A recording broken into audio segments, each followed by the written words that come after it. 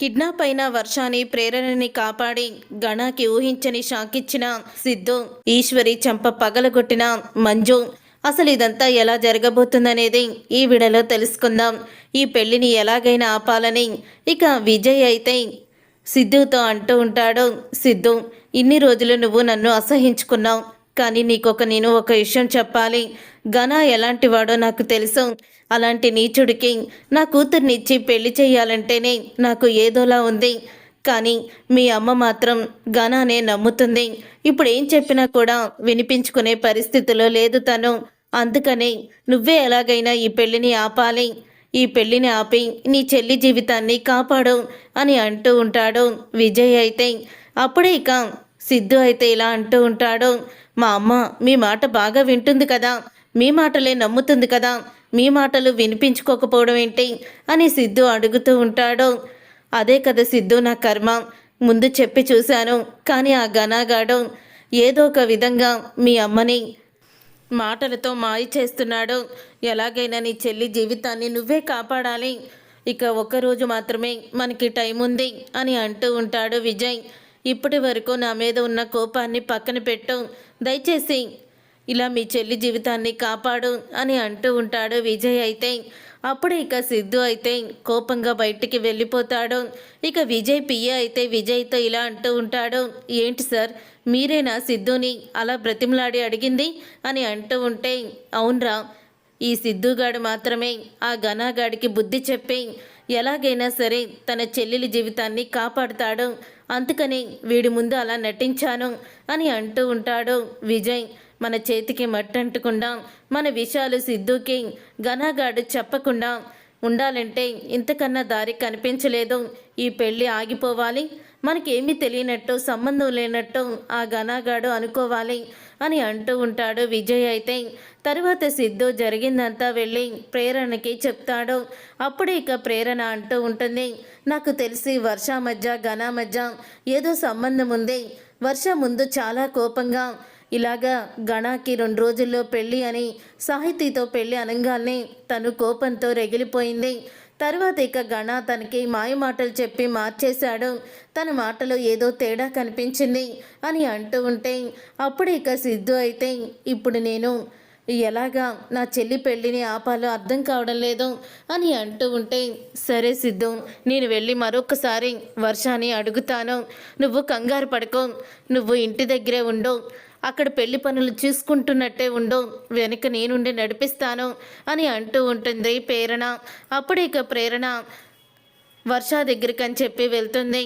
వర్ష అయితే ఈరోజు హాస్పిటల్కి రాలేదు అని చెప్తూ ఉంటే, అప్పుడే తన ఇంటి అడ్రస్ ఇస్తారా అని అడుగుతూ ఉంటే, మేడం మిమ్మల్ని చూస్తే మంచి వాళ్ళ ఉన్నారు, పాపం వర్ష అది అమాయకురాలు, ఆ ఘన చెప్పే ప్రతి మాట కూడా నిజమే అనుకుంటుంది, నాకు మాత్రం అతని చెప్పే మాటల్లో నిజముందని అనిపించడం లేదు, వాళ్ళిద్దరూ ప్రేమించుకుంటున్నారు, కానీ ఘన మంచివాడు కాదని నాకు అనిపిస్తుంది, వర్ష వాడి మాటలు నమ్ముతుంది, ఈరోజు వాళ్ళిద్దరూ పెళ్లి చేసుకుంటున్నారని చెప్పింది, ముందు గుడిలో తర్వాత రిజిస్టర్ ఆఫీస్లో పెళ్లి చేసుకుంటామంది, మీరు తనకి సహాయంగా ఉండండి మేడం, వెళ్ళండి అని అడ్రస్ అయితే ఇస్తుంది. అప్పుడు ఇక ప్రేరణ అయితే సిద్ధుకి ఈ విషయాన్ని చెప్తుంది. అప్పుడు ఇక సిద్ధు అయితే, అదేంటి ప్రేరణ అలా మాట్లాడుతున్నావు, ఈరోజు పెళ్లి చేసుకోవాలనుకుంటే వీడు ఈ గణాగాడు ఇక్కడే ఉన్నాడు కదా అని అంటూ ఉంటే, ఏంటి నువ్వు చెప్పేది అని అంటూ ఉంటుంది ప్రేరణ. అవును, నేను చెప్పేది నిజం, ఈ గణాగాడు ఇక్కడే ఉన్నాడు, ఇప్పుడు మనం ఒకవేళ వాళ్ళిద్దరూ పెళ్లి చేసుకుంటున్నారన్నా కూడా ఎవరు నమ్మరు. సరే సిద్ధు, నేను వర్ష వాళ్ళ ఇంటికి వెళ్తున్నాను, అక్కడ ఏం జరుగుతుందో చూస్తాను అని ప్రేరణ అయితే వెళ్తుంది. అలా ప్రేరణ వెళ్ళేసరికి అప్పుడే ఇక వర్ష దగ్గరికి గణ మనుషులైతే వస్తారు. సార్ మిమ్మల్ని తీసుకురమ్మన్నారు మేడం అని వాళ్ళైతే వర్షతో అంటారు. అప్పుడు ఇక వర్ష అయితే వాళ్ళు కారు ఎక్కి అయితే వెళ్ళిపోతుంది. ఇక కార్ని ఫాలో అవుతూ ప్రేరణ కూడా వాళ్ళ వెనకాలే వెళ్తూ ఉంటుంది. కానీ వర్షాని ఏ గుడికో తీసుకువెళ్ళరు, ఒక డాబాలోకి తీసుకువెళ్తారు. ఒక పాడుబడిన డాబాలోకి తీసుకువెళ్ళి ఊరి చివర పాడుబడిన డాబా అది, అక్కడికి తీసుకువెళ్ళి వర్షాన్ని లోపలికి తీసుకువెళ్ళేసరికి అప్పుడే ఇక వర్ష అయితే, నన్ను ఇక్కడికి తీసుకొచ్చారేంటి, మీ సార్ తీసుకురమ్మంది గుడికి కదా అని అడుగుతూ ఉంటుంది వర్ష. సార్ ఇక్కడికే తీసుకురమ్మన్నారు మేడం అని అంటూ ఉంటే అప్పుడు ఇక ఆ మాట విని ఒక్కసారే షాక్ అయిపోతూ ఉంటుంది వర్ష. అయితే అప్పుడే ఇదిగోండి మేడం సార్ మాట్లాడతారు అని వీడియో కాల్ అయితే చేస్తారు. అప్పుడు ఇక వీడియో కాల్లో గణ అయితే మాట్లాడుతూ ఉంటాడు. ఏంటి వర్ష గుడి బాగుందా అని అడుగుతూ ఉంటే ఏంటి గణ ఇదంతా, వీళ్ళు నన్ను ఇక్కడికి ఎందుకు తీసుకొచ్చారు అని అడుగుతూ ఉంటుంది. అప్పుడే ఇక ఆ మాట అనగానే నేనే అక్కడికి తీసుకెళ్ళమన్నాను వర్ష, మరి సాహితీతో నా పెళ్లి జరగాలంటే నువ్వు బయటికి రాకూడదు కదా అని గణ అయితే వర్షకి షాక్ ఇస్తాడు. ఇదంతా వింటున్న ప్రేరణ అయితే వెంటనే ఇక సిద్ధుకి ఫోన్ చేస్తుంది. సిద్ధుకి ఫోన్ చేసి ఆ గణగాడు వర్షాన్ని ప్రేమించాడు, వీళ్ళు వర్షాన్ని ఇక్కడ ఒక పాడుబడిన డాబా దగ్గరికి తీసుకువచ్చారు, నీకు లొకేషన్ పెడుతున్నాను సిద్ధు, నువ్వు వీలైనంత తొందరగా ఇక్కడికి రా అని లొకేషన్ అయితే పెడుతుంది ప్రేరణ. అప్పుడే ఇక పెట్టంగానే సిద్ధు అయితే ఇక బయలుదేరుతాడు. ఇంతలో ఇక వర్షాన్ని చంపేమని రౌడీలతో చెప్తూ ఉంటాడు. గణ అయితే నువ్వు నన్ను మోసం చేసావు గణ అని అంటూ వర్ష అయితే ఏడుస్తుంది. అవును మోసం చేశాను, నర్సుగా పనిచేసుకుంటున్నావు, నీ దగ్గరేముంది, కానీ ఆ సాహితిని పెళ్లి చేసుకుంటే కోట్ల రూపాయల ఆస్తి నా సొంతమవుతుంది అని అంటూ ఉంటాడు.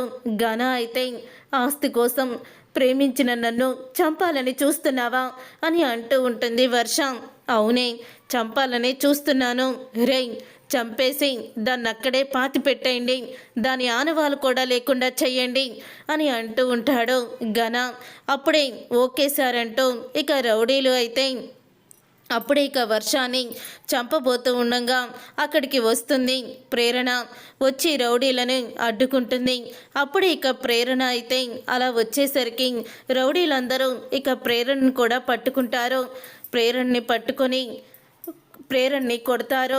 ఎవరివే నువ్వు, ఎందుకు వచ్చావు ఇక్కడికి అని అంటూ ఉంటే అప్పుడే ఇక ఆ అమ్మాయిని చంపుతూ ఉంటే చూస్తూ ఊరుకుంటాననుకుంటున్నారా అని అంటూ ఉంటుంది ప్రేరణ. అప్పుడే ఇక బాస్కి ఫోన్ చేసి ఇలా ఈ అమ్మాయి వచ్చిందని చెప్దామా అని అంటూ ఉంటే బాస్కి ఎందుకురా ఫోన్ చేయడం, దీన్ని దాన్ని ఇద్దరిని కలిపి వేసేద్దాము, కలిపి వేసాక అప్పుడు బాస్కి చెప్దాము అని అంటూ ఉంటారు. అప్పుడు ఇక వర్ష అయితే ప్రేరణ నువ్వు చెప్పింది నేను వినిపించుకోలేదు, ఆ గణగాడు నన్ను మోసం చేశాడు అని అంటూ ఏడుస్తుంది వర్ష. అయితే భయపడకు వర్ష, నిన్ను నేను కాపాడుతాను అని అంటూ ఉంటుంది ప్రేరణ. నీ జీవితానికే నువ్వు ఒక దారి చూసుకోలేకపోతున్నావు, నీ ప్రాణాల్ని ఎలా కాపాడుకోవాలో తెలుసుకో, తరువాత ఆ అమ్మాయి ప్రాణాలు కాపాడుదు కానీ అని అంటూ ఉంటారు రౌడీలు. అప్పుడు ఇక ప్రేరణ అయితే నా ప్రాణాల్ని కాపాడడానికి వచ్చారు చూడరా, వెనక్కి తిరిగి చూడు అని సిద్ధుని చూపిస్తుంది రౌడీలకి. ఇక రౌడీలు వెనక్కి తిరిగి చూసేసరికి సిద్ధు అయితే కనిపిస్తాడు. ఇక సిద్ధుని చూసి అప్పుడు ఇక రౌడీలు అయితే సిద్ధు మీదకి కొట్టడానికి వస్తారు. ఇక రౌడీలను చితకబోతాడు సిద్ధు. ఇక రౌడీల్ని కొట్టి అక్కడే ఉన్న ప్రేరణని వర్షని తీసుకొని అతనైతే బయలుదేరుతాడు. ఈలోపే ఇక తాళి కట్టడానికి ముహూర్తం అయితే దగ్గర పడుతుంది. అప్పుడే ఇంకా మంజు అయితే అంటూ ఉంటుంది, ఏవండి సిద్ధు కనిపించడం లేదేంటి అని అడుగుతూ ఉంటే అదే నేను చూస్తున్నాను మంజు, సిద్ధు ఎక్కడ కనిపించడం లేదు అని అంటూ ఉంటాడు. విజయ్ కూడా సిద్ధు ఎక్కడికి వెళ్ళుంటాడు, ఈ పెళ్లి సిద్ధు ఆపుతాడా లేదా అని విజయ్ కంగారు పడిపోతూ ఉంటాడు. అప్పుడు ఇక సాహితీ మెడలో తాళి కట్టడానికి ముహూర్తానికి టైం అయిందని పంతులు గారు హడావుడు పెట్టడంతో సాహితీ మెడలో తాళి కట్టబోతూ ఉంటాడు ఘన. ఆపండి అని ఇక గట్టిగా అరుస్తాడు సిద్ధు. అప్పుడే ఇంకా ఘన అయితే వీడేంటి ఇంత ఫైర్గా వస్తున్నాడు అని ఘన షాక్ అయిపోతూ ఉంటాడు. రండి బావగారు టైం అవుతుంది, తాళి కట్టే నీ అప్పుడు మాట్లాడదాము అని అంటూ ఉంటే ఎవర్రా నీకు బావగారు అని అంటూ ఘనాని చితకబోతాడు సిద్ధు. అయితే అప్పుడే ఇక మంజు అయితే రే సిద్ధు ఏం చేస్తున్నావురా, కాబోయే బావగారిని ఎందుకు అలా కొడుతున్నావు అని అడుగుతూ ఉంటుంది మంజు. వీడు మంచివాడు కాదమ్మా, వీడు ఒక అమ్మాయిని ప్రేమించానని మోసం చేసి ఆ అమ్మాయిని చంపి మన చెల్లెలి మెడలో తాళి కట్టాలని చూస్తున్నాడు అని అంటూ ఉంటాడు సిద్ధు. అప్పుడే ఇక ప్రేరణ అయితే వర్షాన్ని తీసుకొని వస్తుంది. ఈ అమ్మాయి మా అబ్బాయికి క్లోజ్ ఫ్రెండ్ అని మీకు తెలుసు కదా వదిన గారు. అంటే మా అబ్బాయిని మొదటి నుంచి మా అబ్బాయి అంటే సిద్ధుకి పడ్డడం లేదు, అందుకే లేనిపోని అన్నీ కూడా చెప్తున్నాడు అని అంటూ ఉంటుంది ఈశ్వరి. అప్పుడే ఇక వర్ష వచ్చి లేనిపోని చెప్పింది సిద్ధు కాదు, ఈ ఘనాగాడు సాహితి. ఈ ఘన నన్ను ప్రేమించినట్టు నటించాడు. నిన్ను పెళ్లి చేసుకుంటుంది కేవలం ఆస్తి కోసమే తప్ప నీ మీద ప్రేమతో కాదు. నన్ను ప్రేమించి తర్వాత నేను పెళ్లికి అడ్డుపడుతున్నానని నన్ను కిడ్నాప్ చేసి చంపాలని చూశాడు. మేమిద్దరం ప్రేమించుకున్న దానికి సాక్ష్యాలు ఇవే అని కొన్ని ఫోటోల్ని వీడియోలను చూపిస్తూ ఉంటే అప్పుడే ఇక ఘన అయితే చూడు, ఇవన్నీ కూడా ఈ మధ్యకాలంలో చాలాగా వస్తూ ఉన్నాయి. ఏఐ వచ్చిన కాడి నుంచి ఇలాంటి వీడియోలు చాలా వస్తున్నాయి. నువ్వు నమ్మకు సాహితి, ఈ ప్రేరణ మీ అన్నయ్య సిద్ధు కావాలనే చేస్తున్నారు అని అంటూ ఉంటాడు ఘన. అప్పుడే ఇంకా ఘన మాటలకి సాహితి కోపంతో రగిలిపోతూ ఘన చెంప పగలగొడుతుంది. మా అన్నయ్య ఎప్పుడు కూడా నా మంచినే కోరుకుంటాడు. అలాంటి మా అన్నయ్య మీద నువ్వు లేనిపోని చెప్తే నేను నమ్ముతాననుకుంటున్నావా? ఈ వర్షని ముందు చూసినప్పటి నుంచే నాకు అనుమానం వచ్చింది. కానీ నీ మాటలు ఆ వర్ష ఎలా అయితే నమ్మిందో నేను కూడా అలాగే నమ్మి నువ్వు మంచివాడువని అనుకున్నాను అని అంటూ ఉంటుంది. అప్పుడే ఇంకా ఆ మాటలు విని ఇక మంజు అయితే సిద్ధు ఇలాంటి దుర్మార్గుడి నుంచి నీ చెల్లెల్ని కాపాడవరా అని అంటూ బాధపడుతూ ఉంటుంది. అప్పుడు ఈశ్వరి అయితే వదిన, మీ అబ్బాయి అబద్ధం చెప్తున్నాడు. ఈ ప్రేరణ మీ అబ్బాయి ఇద్దరు కలిసి గూని పుటాని చేసి ఈ పెళ్లిని ఆపాలని చూస్తున్నారు అని ఈశ్వరి అంటూ ఉంటుంది.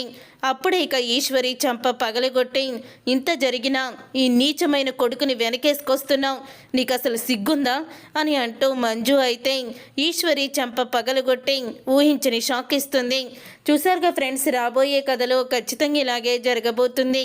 మరి ఇలాగే జరగాలని మీరైతే కోరుకుంటున్నారా? అయితే వీడియోని తప్పకుండా లైక్ చేసి ఛానల్ని సబ్స్క్రైబ్ చేసుకొని పక్కనే ఉన్న గంట సింబల్పై ఆలని క్లిక్ చేయండి. అప్పుడే మేము పెట్టే ప్రతి వీడియో మీరు మిస్ కాకుండా చూసేవచ్చు.